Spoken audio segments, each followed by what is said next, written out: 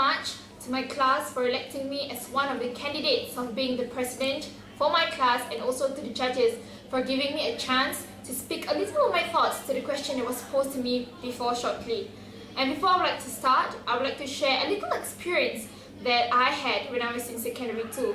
So it was last year. And I was a student counsellor. For the matter of fact, there will surely be a tinge of unhappiness or hatred between the counsellors and the student itself, as we are seen as a teacher's spy. So there I was, just struggling just to fit in, not really trying to fit in, like try to win people's heart, and also bearing in mind that I had a role of student counsellor.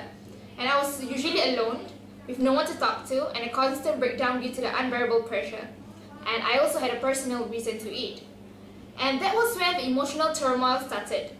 Hence, this led me to my first point of the question posed out of 3 that I will share as I go along the way. Feelings. In layman's term, it refers to the emotions of one felt at any point of time. It can be sad, happy, in love, excited, anything. And on the contrary itself, feelings also involves in making an individual believe in the perception of what is happening around them or happening to them. And as the question says, what do I think about the whole class going against a particular student, and particularly in our class itself? The first thing that I think was the feeling of the victim that is being against at. There was this one time where I witnessed a group of my classmates, yes, my classmates, were talking bad about this particular friend of mine. And actually this action had demoralized my classmate in one way or another, and it also had made her feel that she was ostracized by our class, so particularly my class. And even us as human beings do not even have the slightest sense to think of what is it to feel like to be ostracized by your classmates and felt that you're doomed in a world of loneliness. It's just when everybody said, I ain't gonna talk to you anymore. So it's just that you're just all alone by yourself. And that feeling is really, really bad. And also, I would like to ask a few questions. As human beings itself, what do we feel if we are being insulted right smack on our face? Is this like, for example, did you know that you're just a It's like, I shouldn't say because it's a bad word, but it's usually used for girls. And also people will ask, what do you feel when the world around you revolves with the incessant murmuring of bad talkings about you? We had never ever bear that in mind, don't we? So, we had never empathized on others that often, which is now the second issue that I would like to talk about. To empathize means to put yourself in someone's shoe and think, sees, or feels the way of the other party thinks. And just imagine yourself being mocked, insulted at, and feel so feeble even a word could not be uttered since you're just too demoralized, or you just feel too insulted until you just can't even speak a thing, and the only thing you can do is just cry. I have this courage to speak about empathy because I myself have ever went to the situation of being good and being bad at the same time. I've ever been ostracized by a group of friends, and I've also been the bad girl of saying like, okay, I shouldn't friend that girl because maybe she's just a stupid girl. So, actually we should just think or ponder for a moment and ask ourselves this question. What if I were to be her? What if I experienced the same thing as her? Would you want the exact same thing happening to you?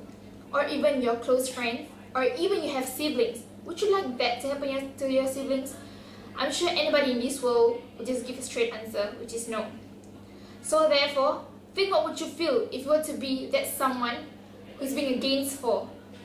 Think whether you think that is it a right decision to go against someone, and just think back whether your action is equivalent to what the person had did to you. And also lastly, teenagers are now at the climax of having fun with everything they had. And this is also the crucial moment in their life, or in our lives, as I'm also a teenager, whereby influence play an important game that almost affects us in every way. And I'm sure the word fitting in or being cool or just you're hip is just a constant thing that is being said by teenagers nowadays. And also sometimes we even named ourselves and group ourselves. I know many teenagers doesn't understand what I'm trying to say, but it's like, for example, I have a group of friends. So I just think, let us be different. We call ourselves, for example, the cliques. So it's just that you just feel that, oh, okay, I should be in the clique. I'm the clique. It's like I'm different from others.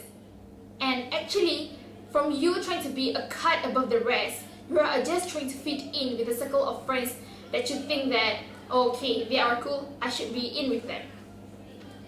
And if you don't have the exact same thing of what your friends or the group of friends that you're always mixed with have, you tend to feel that, oh God, I don't have that girl have. For example, I don't have that Prada bag, and she have.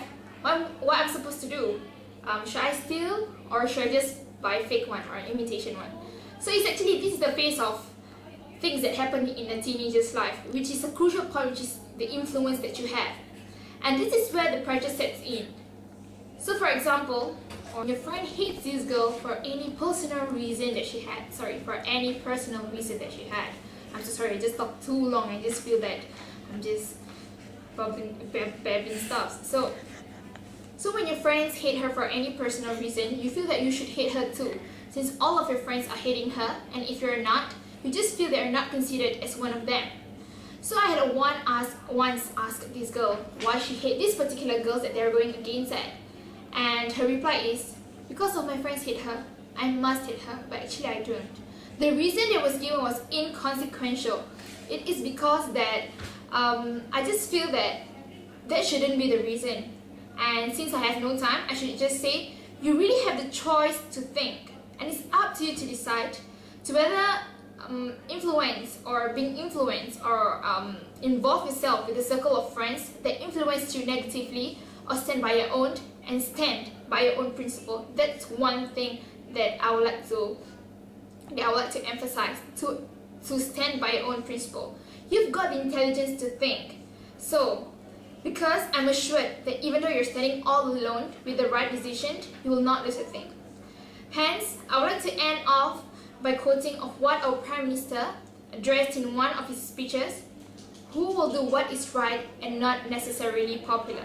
So in my own words, I would like to put, we or oneself should do what is right and not what is popular. And not what is popular. I repeat again. Remember, you can lead a horse to the water, but you can't make it drink. Your friends might influence you, but it's all come down to here and here to think whether that is the right decision to make. And to err is human, to forgive is divine. Let us live in a healthy class environment where we accept anybody for who they really are. Thank you so much again for spending your time and for my speech. Thank you so much. Thank you.